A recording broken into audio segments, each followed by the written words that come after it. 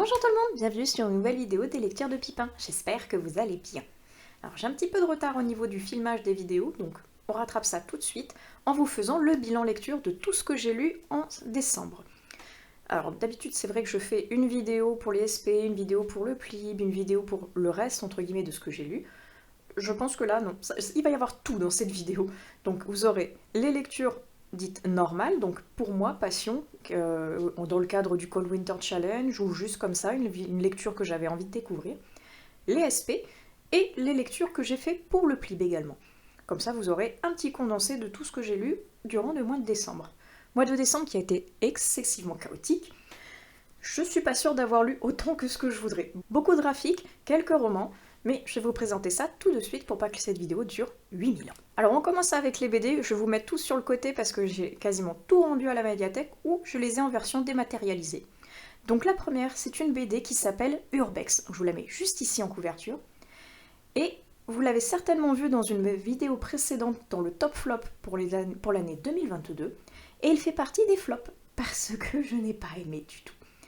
Pas point de vue design, j'ai beaucoup aimé, c'est très joliment dessiné, c'est très joliment coloré, mais c'est le point de vue, même pas histoire en fait, j'allais dire point de vue histoire, mais même pas en fait, parce que ça va être deux jeunes qu'on va suivre qui vont vouloir faire de l'urbex, et en faisant de l'urbex, il va se passer des choses un petit peu bizarres, du domaine un peu du fantastique, du mystique, où ils vont voir des gens apparaître, disparaître, la maison dans laquelle ils vont faire leur exploration va disparaître en plein jour, et réapparaître que la nuit, mais de manière totalement bizarre, avec des fantômes, des esprits, on ne sait pas trop, donc pas mal du tout, pourquoi pas.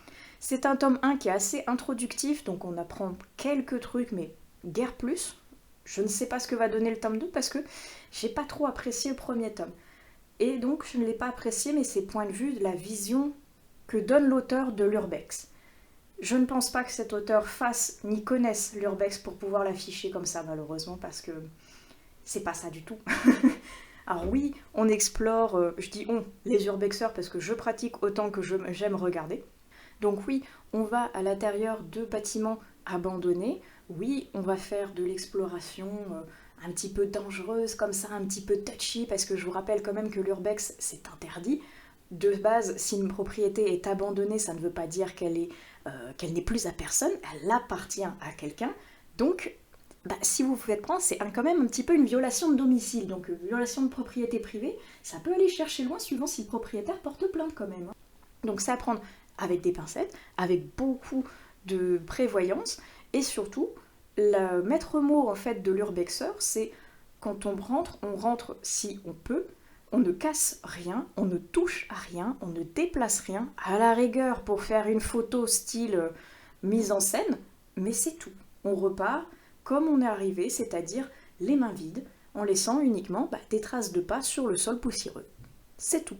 Et moi, ce qui m'a énormément chagriné, c'est que la première case, quasiment, où on va montrer les jeunes urbexeurs qui veulent rentrer dans un manoir, et les urbexeurs, qu'est-ce qu'ils ont avec eux? Ils ont un coupe-boulon où ils défoncent un cadenas, ils pètent une porte et une chaîne pour pouvoir rentrer dans la maison. Non, c'est pas ça l'urbex. Non, il a rien compris l'auteur. Je suis désolée s'il voit cette vidéo, mais c'est pas du tout ça l'urbex. C'est une très mauvaise image que l'on donne. Ça, c'est un casseur, ce n'est pas un urbexeur. Donc, je suis peut-être un petit peu énervée, mais c'est typiquement le genre de comportement que quand on est urbexeur, on ne supporte pas ça. Donc ça donne une image excessivement mauvaise de cette discipline, qui de surcroît n'est pas tolérée, est dangereuse, et si en plus il y a des gens comme ça qui se permettent de rentrer, de casser, de faire des graffitis, parce qu'il y a aussi ça aussi, ils ont une bande de potes qui font de l'urbex juste pour faire du graffiti. Un graffeur n'est pas un urbexeur, c'est un casseur. On ne pète pas une porte pour rentrer, on ne défonce pas une vitre pour pouvoir y accéder, on ne coupe pas une chaîne. Moi, à partir de là, c'était la première case, j'ai fait ça commence super mal. Le truc qui s'appelle Urbex, c'est même pas de ça. Tant pis. Voilà, c'était l'un des derniers flops de cette année 2022, donc vous le verrez, ou vous l'avez peut-être déjà vu dans la vidéo que je vous mettrai au cas où d'autres, petit juste ici. Mais donc non, ça l'a pas fait du tout, je ne pense même pas aller lire le tome 2 parce que j'étais énervée rien qu'avec le premier tome. Très dommage, j'avais beaucoup d'espoir parce que l'urbex, on commence à le voir un petit peu plus au niveau des livres, au niveau des romans, au niveau des photographies ou des BD. Et une fois sur deux, ça passe pas. Parce que ce n'est pas un urbexeur, ou alors c'est quelqu'un qui a entendu parler de cette discipline et que parce que c'est cool, on va faire un truc dessus. Ouais, mais il faut se renseigner un minimum quand même avant de faire un ouvrage dessus, mais bon. C'est pas grave. En attendant, si vous l'avez lu, dites-moi ce que vous en avez pensé. Êtes-vous urbexeur ou non? Et êtes-vous d'accord ou non avec cette BD? On va rester dans les BD et on va changer radicalement de décor avec Raven. Parce qu'on va parler de bateaux, de pirates, de courses au trésor. Alors ça, par contre, c'était génial. J'aime beaucoup les BD sur les pirates. Et les là, mélange d'aventure, de chasse au trésor, de bataille sur les flots. C'était super chouette. J'ai lu que le premier tome, mais comme j'ai beaucoup aimé, je vais essayer de me procurer le reste à ma médiathèque. Et j'ai vu qu'à l'arrière, il parle d'une BD qui est connue, mais on va dire assez vieille, que je n'ai toujours pas lue et qui me fait beaucoup envie. Ça s'appelle Long John Silver. Ça a l'air génial, pareil, avec une histoire de piraterie, de bateaux, de magnifiques bâtiments voguant sur les flots. Ça a l'air chouette. Mais Raven, on va suivre un jeune homme qui est un peu la poisse en fait. Tout le monde l'appelle le poissard. Personne ne veut naviguer avec lui parce qu'à chaque fois, soit le bateau coule, soit il y a un combat, soit il y a des morts. Lui en réchappe tout le temps, mais tous ses amis, non. Soit ils meurent, soit ils sont blessés gravement, soit ils perdent leur bâtiment, enfin bref. Rien ne va plus, personne ne veut faire équipe avec lui. Et quand il entend parler d'une carte au trésor sur une île perdue avec un volcan en plein milieu, il se dit qu'importe, je vais prendre ce trésor, peu importe si une pirate archi badass et archi menaçante va être avant lui et va décider que l'île lui appartient, le trésor également. Et donc les personnes qui sont sur cette île sont forcément au travers de son chemin et elle va donc essayer de les tuer. Donc notre héros. Donc piraterie, bataille, aventure, chasse au trésor, super chouette. Le combo gagnant pour que ça me plaise et que j'ai envie de lire le tome 2 parce que là, j'avais pris le premier à la médiathèque et j'ai bien envie de découvrir le second parce que l'histoire me paraît assez palpitante. Et finalement, cette BD conclut les graphiques que j'ai lus. Je pensais avoir lu beaucoup de graphiques et peu de romans, et en fait en lisant mes notes, je me rends compte que c'est l'inverse. Là, j'ai lu 2 BD, ou alors je ne les ai pas notées, et ça c'est pas bien du tout, donc je ne me rappelle plus. Mais tout le reste en fait ce sont des romans, donc allons-y, je vous présente les romans. Le premier, c'est un que j'ai lu pour le Plib. Il s'appelle Les Eaux du Temps, il est de Thomas Veil, et il était super chouette. Regardez-moi, cette couverture. Elle est magnifique, elle est super belle, elle est épique, elle vous regroupe tout ce que vous allez retrouver au sein du livre, et c'est exactement ce que je cherchais. Un temps pourri, parce que oui, il pleut tout le temps, les éléments sont déchaînés, l'écologie en a pris plein la lampe, donc il y a des pluies acides, il y a des tempêtes à gogo, les gens ne peuvent respirer qu'à travers un masque, sinon ils risquent de mourir parce que l'air est empoisonné, bref. Donc, apocalyptique. Épique, parce qu'on sent bien qu'il y a une bataille qui va se jouer là au niveau de cette couverture. On va sur l'océan avec une quête incroyable, on sent qu'il y a des tempêtes, on sent qu'il y a des problèmes avec les éléments. Et on sent que cette jeune fille sur la couverture, elle va morfler, mais elle va aller jusqu'au bout. Et c'est ça. C'est exactement ça. Parce que cette jeune fille, qui s'appelle Tara, va être à la recherche de son frère. Son frère qui a disparu en mer lorsqu'il était en train de naviguer avec son père. Son père est revenu tout seul. Il y a eu une tempête, son frère est tombé à l'eau et il a disparu. Mais apparemment, il a disparu, mais dans le passé. Parce qu'elle a retrouvé des lettres chez elle, où son frère lui raconte qu'il est tombé dans l'eau, oui, mais qu'il est revenu 100 ou 200 ans avant l'ère où Tara vit, et il lui raconte ce qui se passe pendant cette période-là. Comment est le monde par rapport à ce qu'elle connaît, comment est le système monétaire, comment est le système religieux, comment est le système écologique, et on confronte ces deux mondes à chaque fois, le passé et le présent, et Tara n'a qu'une envie, retrouver son frère, aller dans le passé et le ramener avec elle dans le présent. Mais tout ne va pas se passer comme c'était prévu, parce que sinon, il n'y aurait pas d'histoire. Et on va avoir un mélange un petit peu de mythologique, un petit peu de fantastique, un petit peu d'aventure, un petit peu d'action, et le tout regroupé dans un roman palpitant que j'ai vraiment beaucoup aimé. J'ai été excessivement triste de voir qu'il n'avait pas été sélectionné parmi les 25, alors que moi je l'avais choisi, je sentais le potentiel derrière, mais pas de chance. L'aventure pour lui s'est arrêtée là. Mais alors, moi je l'ai trouvé très chouette, n'hésitez pas à le lire franchement parce qu'il est génial. Il va vous embarquer dans une aventure folle et on passe un excellent moment dedans. Moi je l'ai trouvé très très bien. On continue avec une seconde et dernière lecture que j'ai fait pour le Plib. Il s'agit de Les Sœurs Hiver. Donc, je vous mets la couverture juste ici, couverture qui était magnifique. Rien que la couverture me donnait envie de découvrir ce qu'il y avait dans ce petit livre jeunesse, parce qu'elle est beaucoup trop mignonne. Les couleurs bleutées comme ça, ces petits êtres que l'on voit cachés là en bordure de couverture, moi je trouvais ça chouette, je trouvais ça beau, je trouvais ça mignon, et j'ai été agréablement surprise en le lisant de voir qu'il y avait d'autres illustrations à l'intérieur du récit. Et c'était vraiment trop mignon. J'aime beaucoup le design, je ne sais pas qui l'a fait, faudra que je me regarde, mais ça me fait vraiment penser à Zelda The Minish Cape. Je ne sais pas si vous connaissez ce petit jeu vidéo trop mignon. Et pour moi c'est ça, le design est trop mignon et me fait penser à celui de Zelda. J'ai trouvé ça adorable. Et l'histoire, on va suivre un petit garçon qui est dans un village de vikings qui adore faire des farces. Sauf que là, tous les objets du village disparaissent un par un, des objets auxquels les gens tiennent, des objets dont les gens ont besoin, le marteau du forgeron par exemple, l'épée du guerrier, bref, des objets parfois du quotidien ou parfois nécessaires, disparaissent. Et tous les soupçons vont tomber sur ce petit garçon parce qu'il a l'habitude de faire des farces, de voler des choses, de les cacher pour les redonner ensuite certes, mais là les objets ne réapparaissent pas.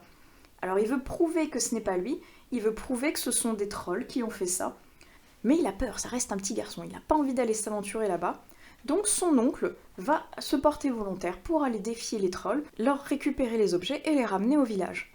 Mais c'est une aventure dangereuse et le petit garçon a décidé certes d'aller aider son oncle, de braver les dangers parce qu'ils vont être en plein hiver. Un hiver rude, un hiver glacial, un hiver venteux. Parce qu'il y a des années de cela, l'hiver est incarné par deux sœurs, la grande et la petite hiver, et la petite hiver a disparu. Depuis, la grande elle se lamente, elle est très triste, et pour faire passer sa tristesse, elle lance un hiver très rude sur la population. Donc, une quête un petit peu mystique, un petit peu fantastique, un petit peu d'élévation qui fait grandir, parce que ce petit garçon va se retrouver face à plein de dangers, face aux dieux, face aux trolls, face à lui-même. Il va devoir apprendre à surmonter ses problèmes, il va devoir apprendre à être fort, à être courageux, à arrêter de faire des farces et essayer d'aider son oncle à retrouver ses objets et pourquoi pas essayer de calmer aussi la colère de l'hiver.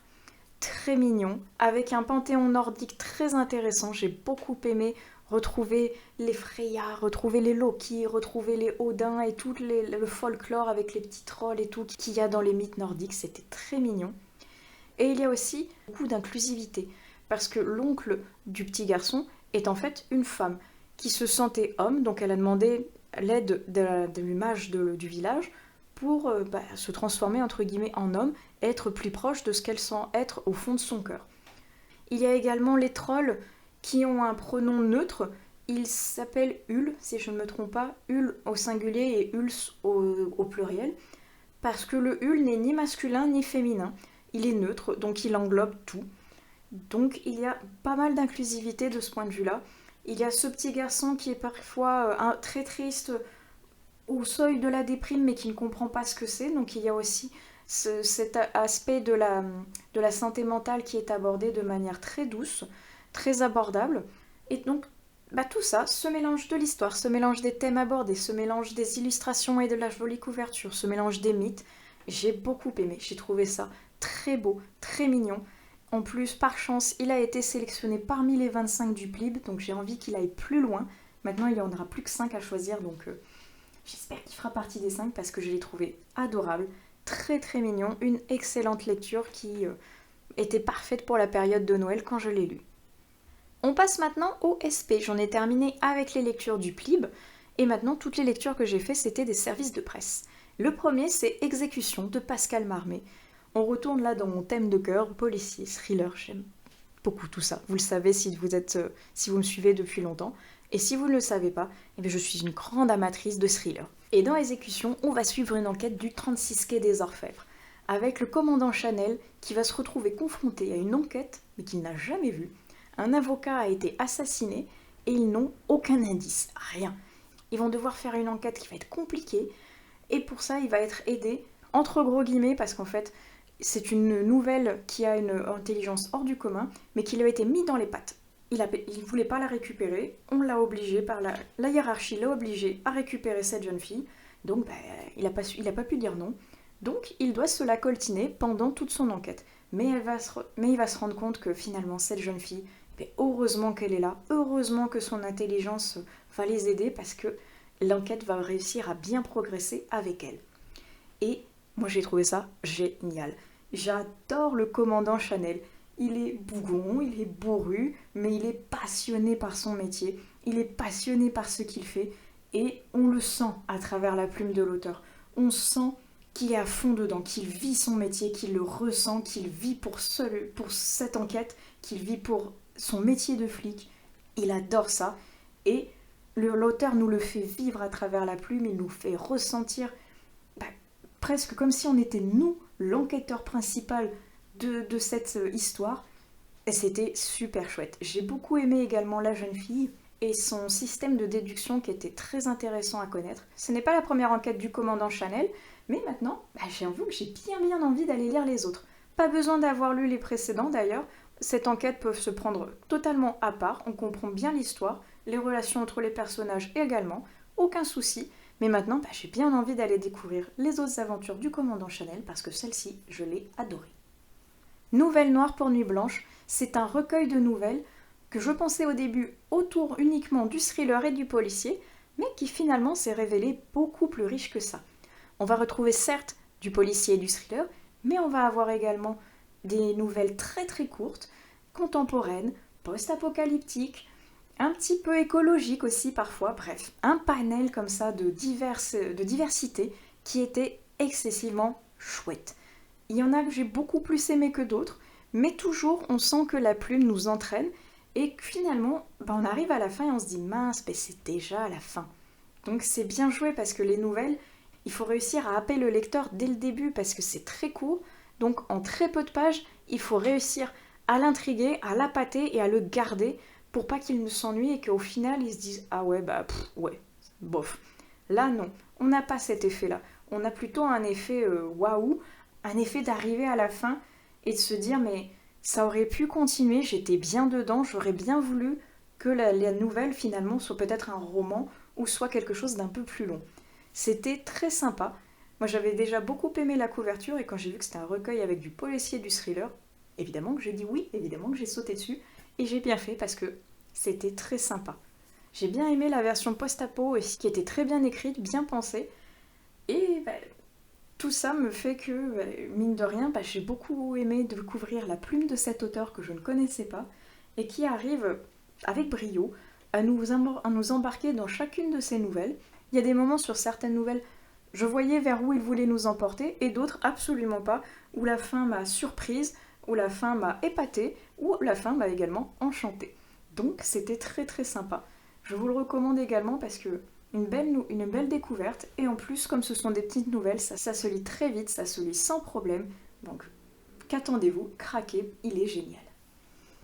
J'ai également lu 52 reflets de Pierre Thierry et qui est un recueil, comme vous le voyez ici peut-être, sans le reflet, c'est mieux, de poésie. Alors Pierre Thierry, j'avais déjà lu Valse froide de lui il y a quelques temps déjà, donc je le remercie une fois de plus de m'avoir fait confiance, surtout que la poésie c'est vraiment pas quelque chose, pas que j'affectionne, je dirais plutôt que je n'ai pas l'habitude, parce que c'est vrai que hormis les poésies qu'on nous impose d'apprendre ou d'étudier à l'école, la poésie finalement c'est pas quelque chose vers lequel je vais spontanément. Donc pourquoi pas? Je me suis dit pourquoi pas, en plus cette couverture est toute simple mais très jolie, j'aime beaucoup. Et ce recueil de poésie s'articule autour de 4 grands thèmes. Les 4 grands thèmes, ou plutôt chapitres, sont miroitement, décor, danse et rythme et au risque du vent. Et là on se laisse emporter par la plume de l'auteur et on redécouvre la plume de cet auteur avec justement poésie, parce qu'il joue avec les mots, il joue avec les sens, il joue avec les phrases, et il nous amène dans ce jeu, il nous embarque avec lui à travers de nombreux paysages, à travers de nombreuses histoires, à travers des petits actes de vie qui se recoupent, qui nous transportent, qui nous font rêver, qui nous font voyager, et qui nous font également réfléchir. Moi j'ai beaucoup aimé me laisser porter par la plume au gré des vagues de certains poèmes, ou plus terre à terre avec d'autres, ou encore plus envolé lyrique avec le vent qui nous porte par ses murmures. C'est très très joli. L'auteur a vraiment une très belle plume, je l'avais découvert avec Valse froide qui m'avait déjà beaucoup plu. Et la poésie, j'avais un petit peu peur parce que, comme je vous disais, je n'ai pas l'habitude de ce style. Et on peut se dire, bon, on a lu un poème, c'est fini, les autres se ressemblent, ça ne sert à rien d'être progressé, quoi. Mais non, chaque poème est unique, chaque poème est différent, chaque poème nous conte autre chose. Et si la plume reste la même, reste très douce, reste très envolée, eh bien, elle nous porte de poème en poème pour réussir à comprendre ce que l'auteur veut nous montrer, ce que l'auteur veut nous faire voyager, veut nous faire découvrir.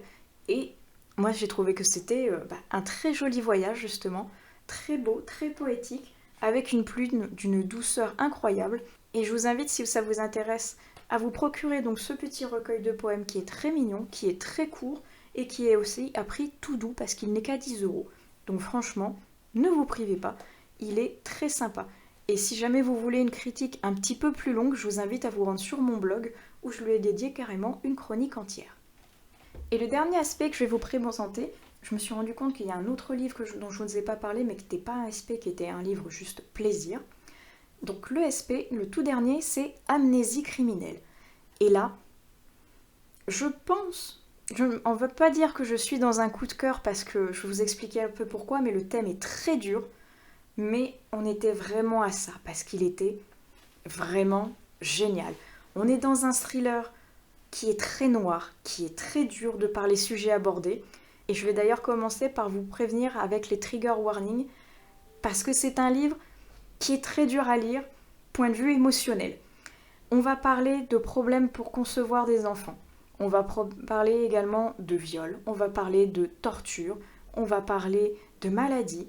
Donc, vous voyez, on est dans un concept un petit peu ouf. Il faut y aller, c'est compliqué à aborder, quoi. Mais si ces thèmes ne vous font pas peur, franchement, foncez, parce qu'il est génial. Il est très sensible, oui, mais il est vraiment incroyable. La plume de l'autrice, mais elle est tellement touchante qu'on a l'impression que c'est nous qui ayons tous les problèmes de la jeune femme dans le livre. C'est triste, mais en même temps c'est poignant, en même temps c'est touchant, en même temps c'est beau, c'est dur et cruel. Bref, très très chouette. Et pourquoi je vous dis tout ça, c'est parce qu'en fait, on va suivre une jeune fille qui est psychothérapeute, si je ne me trompe pas, et qui a un groupe de parole qui est spécialisé justement dans les femmes qui ont des soucis pour concevoir un enfant. Ce groupe de parole va les aider à se libérer, qui va essayer de les faire surmonter cette maladie ou ce souci qu'elles ont, de surmonter les problèmes familiaux ou les problèmes mentaux qui peuvent générer cette envie d'avoir un enfant mais qu'elle n'y arrive pas. Jusqu'au jour où cette femme va être sauvagement agressée et violée. Elle va avoir énormément de mal à s'en remettre et une espèce de machination va se passer tout autour. Elle va être harcelée, elle va se sentir épiée, elle va se sentir mal et il va y commencer à y avoir des problèmes autour d'elle. Elle va commencer à se sentir encore plus mal qu'elle ne l'est. Elle n'arrive pas trop à franchir le pas parce qu'elle se sent épiée, elle se sent plus femme, elle ne se sent plus bien dans son corps, elle ne se sent complètement arrachée à son ancienne vie. Et il va y avoir des problèmes comme ça tout autour. On sent que quelqu'un en particulier lui en veut. Pourquoi? Comment? On ne sait pas. Et outre le fait donc de tous les problèmes pour la conception des enfants, les thèmes abordés tout autour, le viol, la torture, l'acharnement psychologique, le harcèlement, tous ces thèmes sont très lourds, sont très durs, sont très compliqués à aborder, à mettre en scène, et pourtant, l'autrice, elle y arrive, mais d'une façon magistrale. J'ai vraiment eu, je dirais pas de la peine à le lire, mais ça a été très dur. Je l'ai lu dans la période de Noël, où j'étais déjà pas spécialement bien, j'avais beaucoup de travail, beaucoup de pression, beaucoup de stress avec les cadeaux, les fêtes, tout ça. Et il y a des moments, j'étais en mode, ouf, c'est une lecture, il va falloir que je fasse une pause en plein milieu, de lire quelque chose d'autre, un autre livre joyeux. J'ai lu d'ailleurs Les Sœurs Hiver en plein milieu, parce que j'étais là, il faut que je fasse une pause. Il est très bien, je suis bien dedans, j'aime beaucoup ce que je lis, mais il est tellement compliqué émotionnellement parlant que il me fallait une pause parce que je me remplissais des émotions des personnages qui sont tous quasiment négatifs, entre la peur, la tristesse, la colère, la haine par moments. J'étais là, waouh, mais calmons-nous, calmons-nous. C'est très très bien, mais c'est très prenant. C'est pour ça que je vous dis, si les trigger warnings ne vous font pas peur, allez-y, sinon prenez-le avec des pincettes parce que c'est très intense comme lecture. Et l'autrice, elle a une plume incroyable qui nous fait vivre l'enquête autour de l'acharnement de cette jeune femme, mais qui nous fait vivre également dans le cœur même des problèmes de ces femmes, le problème de cette femme en particulier, le problème également d'un amnésique qui se réveille dans un hôpital, il ne sait pas ce qu'il fait là, ni qui il est, ni pourquoi il est ressorti apparemment d'un accident.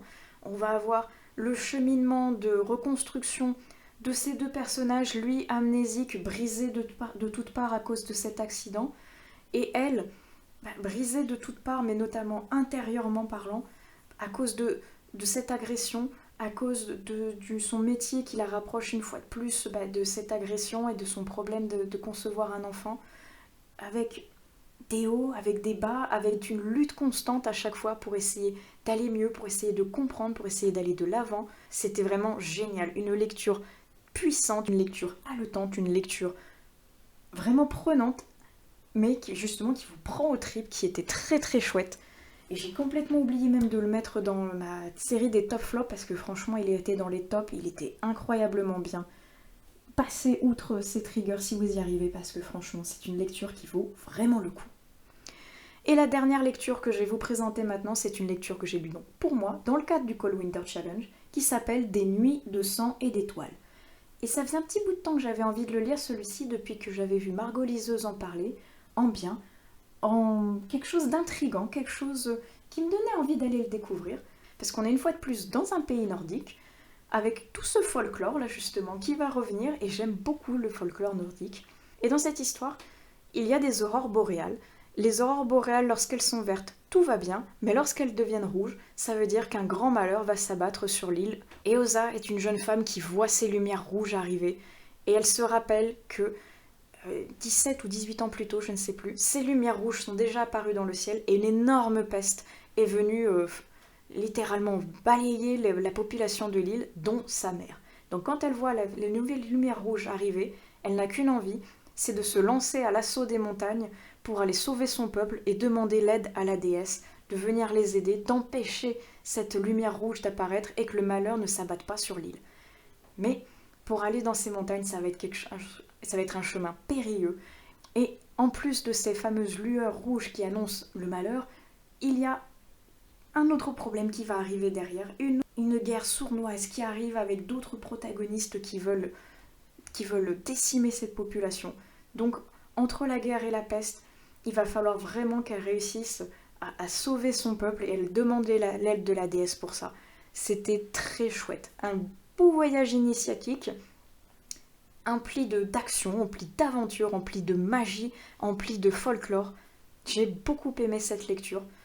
Lecture qui m'a paru ne faire que 200 pages alors qu'elle en fait 450. La police d'écriture est assez grosse, donc c'est peut-être pour ça que ça a aidé aussi. Mais la mise en page est très belle, très fluide, la plume est très envoûtante, elle est captivante et elle nous donne envie de tourner les pages, d'en savoir toujours plus et de ne pas s'arrêter à la fin d'un chapitre qui est un gros cliffhanger et de se dire bon c'est pas grave, je vais les lire la suite demain. Non, on peut pas, il faut enchaîner. Et c'est ce qui s'est passé, je l'ai dévoré, j'ai beaucoup aimé cette lecture. Et heureusement que j'ai regardé la vidéo où Margot l'avait lu et qu'elle disait que c'était chouette parce que sans ça, je pense que je ne connaisserais pas ce livre parce que je ne l'ai pas vu beaucoup passer. Et il était très très sympa. Moi, je vous le recommande. Il est parfait pour l'hiver en plus parce qu'on va être dans des paysages enneigés, dans le froid glacial. Il est excellent pour cette période de l'année. Et c'était le dernier livre qui va donc conclure le bilan de toutes les lectures que j'ai faites au mois de décembre. Décembre, donc un petit peu chaotique, j'ai pas tout à fait lu tout ce que je voulais. La preuve, j'ai lu que 2 graphiques alors que je pensais en avoir lu beaucoup plus. Mais c'est pas grave, j'espère néanmoins que cette vidéo vous aura plu, que vous avez peut-être découvert de nouvelles lectures. N'hésitez pas, comme d'habitude, à utiliser la section des commentaires pour qu'on en discute tous ensemble. Et sur ce, je vais clore cette vidéo ici. Je vous souhaite d'excellentes prochaines lectures et je vous dis à plus tard sur une autre vidéo des lectures de Pipin. Allez, ciao!